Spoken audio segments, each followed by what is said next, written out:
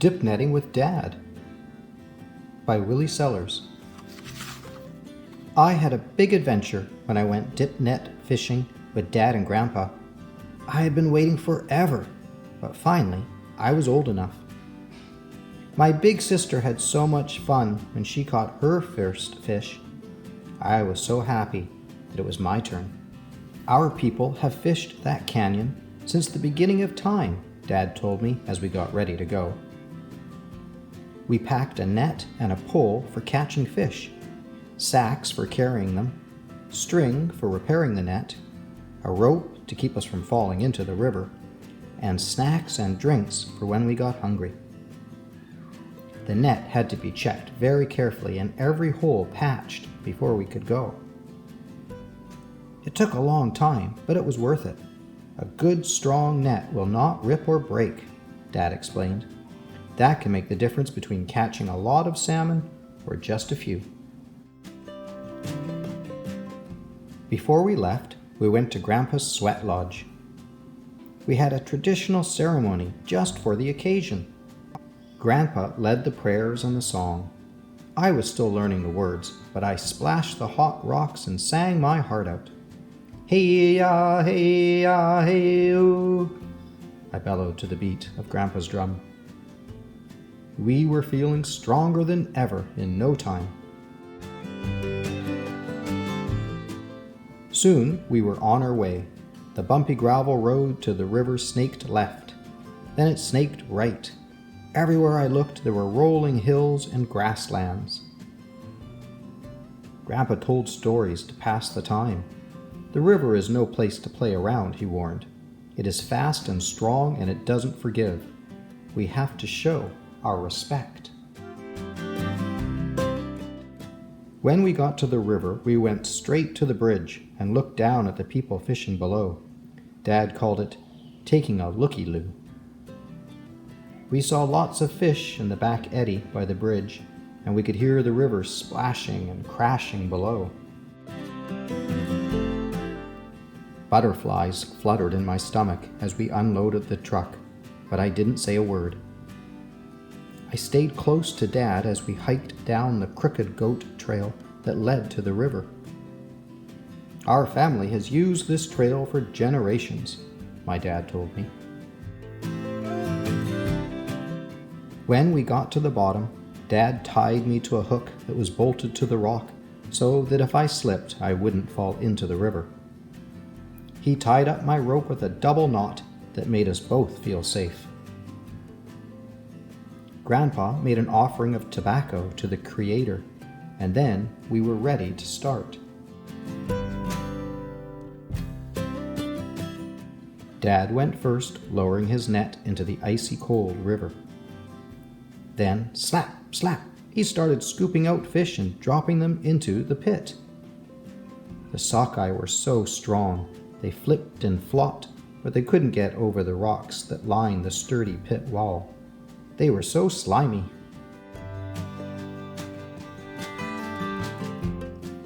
Let's start sacking up these fish, Grandpa bellowed over the roaring river.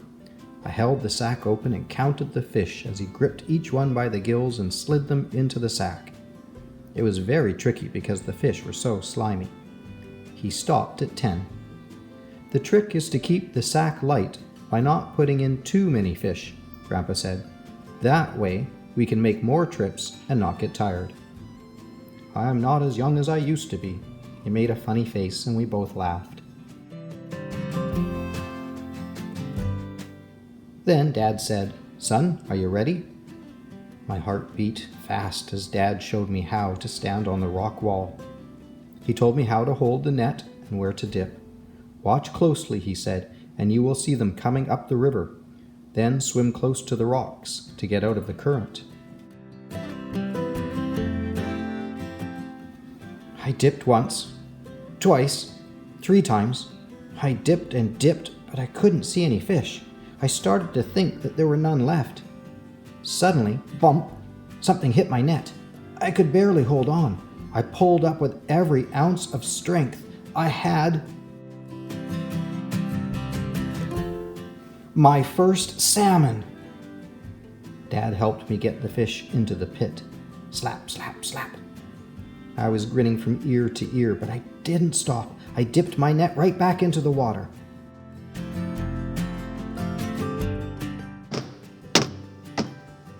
Dad and Grandpa hooted and hollered as more fish filled my net. I was catching fish faster than they could fill the sacks. After a while, Dad raised his hand. "Whoa, that's enough. Don't forget, we have to carry these fish back to the truck." Grandpa agreed. "I am tired. You are working me too hard, grandson." He pulled out the bannock and juice, and we had a good rest. We were all very hungry and thirsty. Finally, it was time to go back up the trail. I was so tired I could barely lift my feet. "You caught a lot of fish today, son. That is pretty darn good for a first-timer. But you should rest now. We still have a lot of work to do." I slept all the way home. Mom and Grandma and my sister were all waiting in the yard when we got home. "The fun part is over now," Dad said with a wink.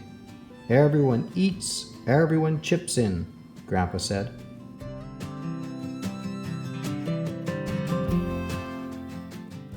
Grandma was in charge.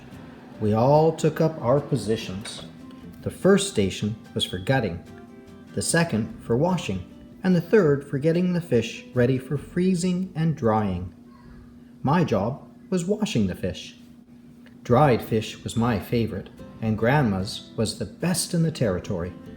She cut so fast, and she was extra careful. People came from all over to ask Grandma how she dried her fish, but she just laughed and told them to let her get back to work. Even the neighborhood kids came to ask if the fish were ready. Grandma chased them away with a broom. My sister and I laughed and laughed.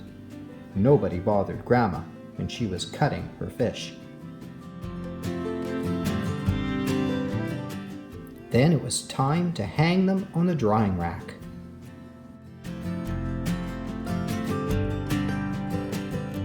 We took turns keeping the fire going. "It needs to be smoky with no flames," Grandma said sternly. "Flames will burn the fish," she reminded us. To give our fish that special taste, Grandma made sure we used cottonwood for the fire. Good thing Dad chopped a lot of it. I was in charge of the fire on the last day. It smoked and smoked and smoked away. Soon I was sound asleep, dreaming about how good my salmon was going to taste. All of a sudden, my sister shook me awake. "Don't let Grandma catch you napping," she whispered in my ear. I shot up like a lightning bolt. Mom was carrying wood to the fire. She smiled at me, then winked for good measure. Finally, it was time. The fish were done, and mine looked especially tasty.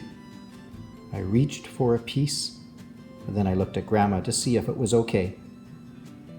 She pretended to frown, then cracked her best granny smile. Grandpa laughed so hard his belly jiggled. I took my fish down from the drying rack and gave them a great big smile. Then we all sat down together to eat our freshly dried sockeye salmon. Grandpa said, "There is nothing more rewarding than eating your own catch." He was so right. Everyone was so quiet when Dad told me, "Good job, my grown-up son." I felt so proud.